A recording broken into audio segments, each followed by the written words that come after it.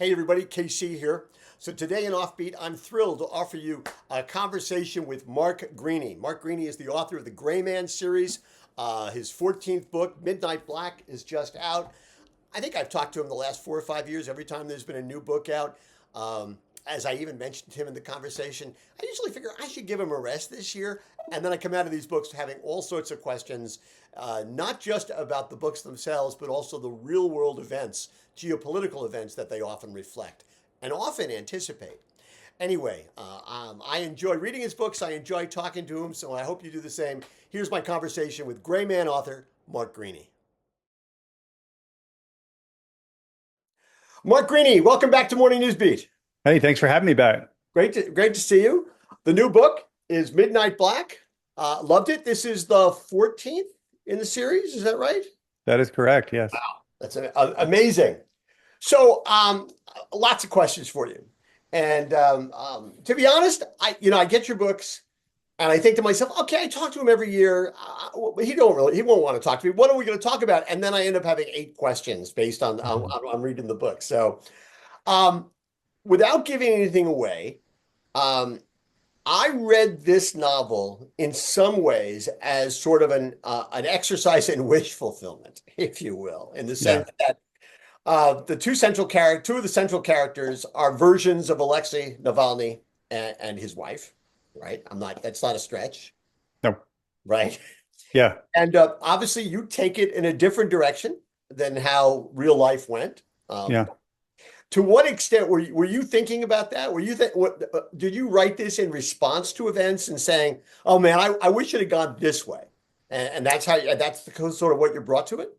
Yeah, it's funny. This book, it's the 14th in the series. They're all standalone. You don't have to read them in any order.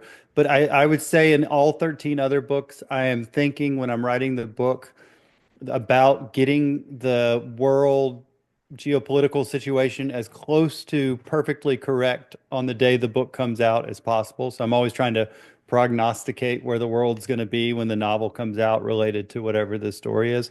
Mhm. This is the one book where I said, I'm just going to write a more hopeful story than what I expect to find in February of 2025 when the book's released.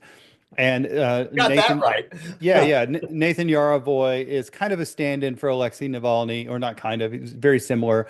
I didn't want to make him exactly Navalny. Just like a lot of the Russian resistance, there's some ideologically questionable, aspects and compromises to them. And I didn't want to get bogged down in that. So uh, Yaravoy and his wife are both very they're written as very good characters, and Navalny was overall a great, you know, really the last chance for Russia against Putin, and I wanted to write that way. I also wrote the West in their conflict with Russia as being a little more strong and stalwart than I expected to find, and that's kind of borne out. And I just had the Russian resistance a lot more robust in this book Mhm. than so there's a character in the book named Mikhail Sorkin who's based on Mikhail Khodorkovsky who was a Russian oligarch billionaire that Putin imprisoned for a while and then banished, and in this book he has sort of amassed the Russian resistance in the West against Russia as Right. kind of an expatriate force or whatever. That's not really happening. But I wanted to write about all these things as if they were happening. And some of these things, I think turned out exactly the same. I was writing a lot about Russian sabotage operations in the West when I wrote this book a year ago, and it was definitely happening, but it's happening more and more and more, and we have more and more evidence of it now. So I wanted to represent the world as it was, but then also fictionalize it in a way that I kind of wanted it to be. So yeah, wish fulfillment for me as well. For just without obviously you're not going to give anything away, but lay this out in terms of the premise and where it fits into the Gray Man ecosystem. Yeah, sure. So in this book, Court Gentry, who's my hero, the gray man, is in love with a woman named Zoya Zakharova, who was a Russian foreign intelligence officer. And she was targeted by her own nation, and they captured her, she was taken back into Russia. All of his friends, everybody in the West that he trusts, thinks that she's dead. but he won't let himself believe that. So as the book opens, he is scraping the bottom of the barrel, trying to find Confederates to help him get into Russia and find her. So he's dealing with the Romanian mafia, trying to get smuggled onto a ship across the Baltic Sea into Sochi. And of course, that goes wrong. But I just wanted to show Court as a very, very desperate person at this stage. And it's all about, looking for Zoya. At the same time, the Russian FSB know what Court is up to, and they try to lay a trap for him. So it's a big, I look at this as a big sweeping Cold War style novel that I would have read in the 80s or maybe even the 70s. And I wanted to write that kind of a story with a more modern flair and some John Wick action and all that. It's interesting when you talk about the people on Court's side, so to speak, because there aren't a lot of people on his side, Yeah, um, believing that Zoya is dead. Because one of the things that has seemed to me as I've read all the books, and it's more even so in this case, is sort of creating a sense of extended family. yeah, Right? In the very beginning, Court was the independent guy. He really had nobody. yeah. And it seems like over the books, you've sort of you've created more interdependence. I mean, as such as it is within that community. Yeah. But has that been sort of a thing you've tried to do deliberately to kind of create that extended sense of family? Yeah, as the series has continued longer and longer, you bring people in, and sometimes you don't want to get rid of them. And it was interesting because I wrote several books with Tom Clancy and more Clancy Jack Ryan novels after he died. And there's such a big cast of characters in the Clancy, the Ryan verse, the Jack Ryan universe. And as you write the books, you sort of have to include them all in each book for continuity. And I didn't want to do that with the Gray Man series. I wanted to bring people in, and maybe they'll be in this book. They won't be in this book, but there's a reason for them to come back 3 books later. And so I started doing that. And 14 books in, inevitably, you're going to have relationships develop with people. Relationships are going to change. I think Zach Hightower, Court's quote unquote best friend, has tried to kill him multiple times in earlier books, and now they're Confederates. And even Zoya, when he first met Court, she was an adversary for sure. And so it's fun to do that. I don't want to rely on the cast of characters. The story is about Court and whoever he might bump into in the next book. But I want to develop them kind of robustly the longer the series goes on. So there's several characters that I do that too. Forgive me, I couldn't help but think when you said that sometimes you bring them back and sometimes you don't. And I thought first thought I had was, and sometimes you just kill Sometimes they just get killed. Yeah. I've written early in my career, there were a couple of characters that I killed off too early in a book. And then like late in the book, I was like, what am I going to do? I need that guy back so bad right now. And that's like something you learn how to deal with along the way. The great thing about computers, right? You can go back and change things. Yeah, yeah, yeah. So I'm curious, um, you show the CIA as being this incredibly flawed, but also incredibly important organization, right? Yeah. And I'm kind of curious what you think when you read news stories about all of its employees being offered deferred resignations, being told, "Hey, you can leave. We'll pay you, and and through September." I mean, you obviously have a lot of respect for the CIA. What do you think about that? I think, I mean, without getting too political, Without getting too political, but however far you want to go. dot dot dot. Now I'm going to get political. I think that's a terrible idea. At the exact same time, the new CIA director appointed by Trump, Ratcliffe, is saying, we want to expand the CIA. We want to do more missions. We want to, we have these really important, pervasive threats that need to be dealt with in a more, full-throated way. So the same government that is saying that is also saying anybody who wants to leave, we're going to make it very attractive for you to leave.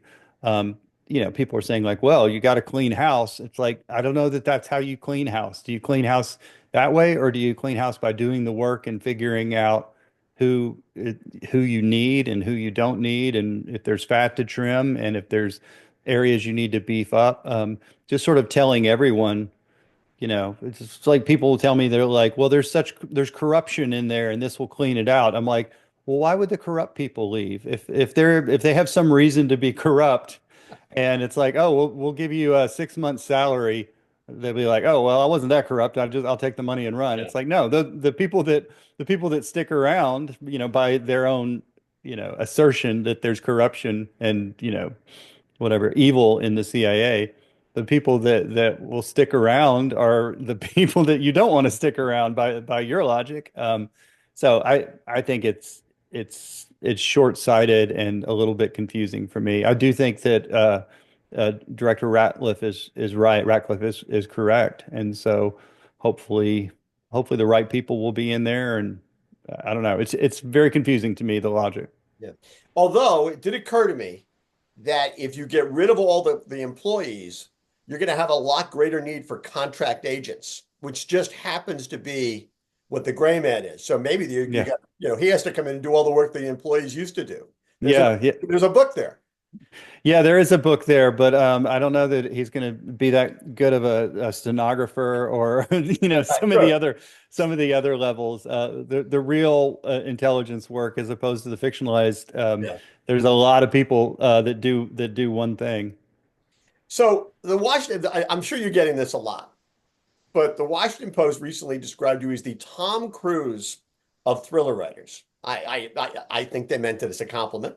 Um, they said about you that you've earned a reputation for extensive hands-on research. If his character fires a gun, Greaney has probably shot that specific firearm. If a character ventures to a remote country, he's probably walked the soil. If he's stunt driving or scuba diving or using battlefield medicine, he's probably, you get the idea. He says you flew as a passenger in an F-18, hitting Mach 1 and doing 7.5 G turns without passing out or throwing up. You boarded a U.S. destroyer, spent time near Sinaloa, Mexico, witnessed the violent fallout of drug wars. You visited Moscow, and this I found fascinating, where you were surprised at the sheer number of what looked to you like Hitler Youth-esque kids in faux military gear. They got all that right. I'm assuming they, Yeah, okay. yeah. So specifically about the last part, about when you visited Moscow, I'm curious, what worries you about the real world that people like me who don't know enough, we're just missing? Well, I mean, I've always seen Russia as a threat, and China's a threat. There's a lot of threats. I mean, honestly, I'm more worried about enemies within, and just um, you know, government decisions, bureaucratic decisions that cause more harm than anything. I'm very concerned about what's happening in Ukraine right now, and feel like we might be pushing for a settlement to this war that will benefit the Russians enough to where they can go lick their wounds for a couple of years and then get right back to it. That's very As we concerned. record this, that has been the news today. Has it? Yeah. I mean, that Hegseth apparently said, well, they're never getting their land back, essentially. Yeah. So if you say something like, you're these are that it's a fait accompli, what Russia's already accomplished, then you've sort of given up that negotiating point in the negotiations. And I think Russia has the fourth largest army in the world. Ukraine now has the sixth largest army in the world. The day that Russia takes over Ukraine, they're going to be pretty much unstoppable in Europe and maybe beyond. And so I do think you have to take Russia at their word that this is land that they want, Moldova's land they want, the corridor to Kaliningrad is land that they want, like all these different things that they've said over the years, and then their state-run media is espousing. Um, then we go into negotiations and say, well, we're going to have peace in our time. I mean, there was 20 ceasefires they violated, the Budapest memorandum, pretty much every treaty that they've signed related to Ukraine, they violated. So, I mean, I guess America's going to pat itself on the back if we get them to sign another treaty, but I just kind of scratch my head and I don't get it. The war in Ukraine has actually played a big part in this book and the one previously. Well, I was curious, when was the last time you were in Ukraine? I've never once set foot in Ukraine in my entire life. I have been to Russia, and I've been, all throughout the Balkan and stuff like that. But I haven't been to Ukraine. I would love to go if the situation was right. I wrote a book with a guy who spent a lot of time there after the invasion in 22, and heard what he saw and experienced, and it's pretty horrible what they're going through, and I really feel for them. I don't think that it's that controversial to take to be pro-Ukraine in this conflict, but amazingly on social media, I can't even talk about it without Yeah. people trying to give me both sides of this horrific situation, of which there really aren't two sides. I'll try not to get you in any more trouble. I'm just curious. So the list of the post listed all those things you've done. I'm just curious when looking at that list, what haven't you done yet that you'd like to do? I'll tell you what I haven't done that I don't want to do is I've been offered opportunities to skydive many times, and I'm like, yeah, I think I'm drawing the line there. That just sounds horrifying to me. And I've done some stuff that's a little dicey and a little scary. I mean, really, what I want to do is more travel, experience more different places and different people and different cultures. I love that a lot. I have I have great contacts in the government, so I've been to all the three-letter agencies and or at least know people there, and so I like that. I plan on moving maybe closer to DC in the future and getting to where the next stage in my writing career, I can do more, deeper dives into government stuff, and that all sounds interesting to me. Physically, there's really not. I'd like to have more medical training because I like writing about that stuff. It's fascinating. It comes to play in these books.